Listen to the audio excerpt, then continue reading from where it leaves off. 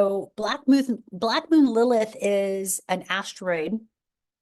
She is a part of the cosmos, a part of where the ecliptic happens with the moon, from my understanding, that can't be seen. So it's almost like the opposite of what can be seen during the moon. It's the shadow aspect of the feminine, right? This is what the story tells us anyway. And so I would invite you to look to see where Black Moon Lilith is in your chart and what sign she transits natally, because this past full moon, she was transiting through Scorpio, which is the parts of us that are hidden. It's our sexual nature.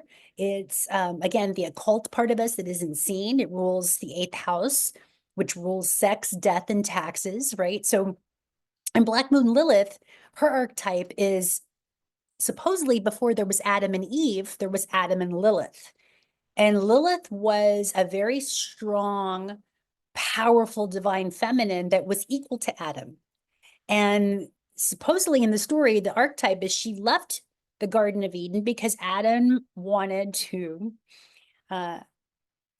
be with her sexually in a way that would dominate her. And she wasn't going to have that, right? Because she's his equal. So because of her refusal to be dominated sexually, especially, she left the garden, right? And then she became outcasted, and then her archetype was, that she killed children and she did all these nefarious things because she wouldn't follow the precepts of God and Adam, right? The creator and the creator's child, Adam, right? Atom.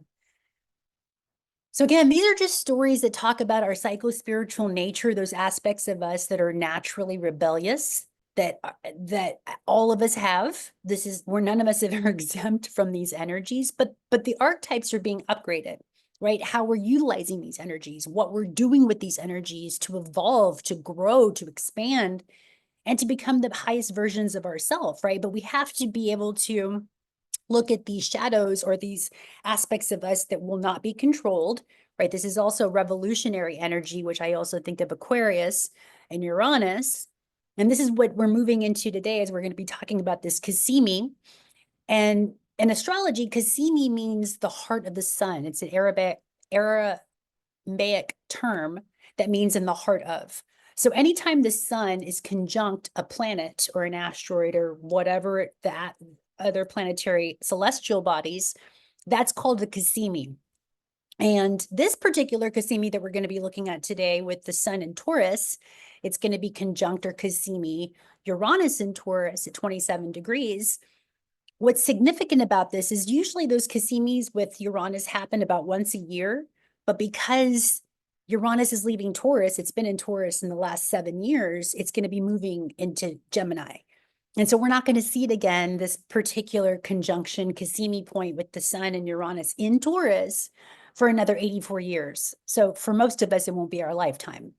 Unless, of course, we get those med beds and then we can turn on our eternal bodies again.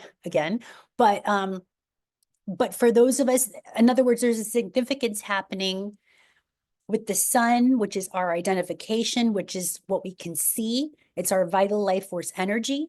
It's going to be right next to the planet of change, of flashes of insight, right? Things that would never have been seen or revealed.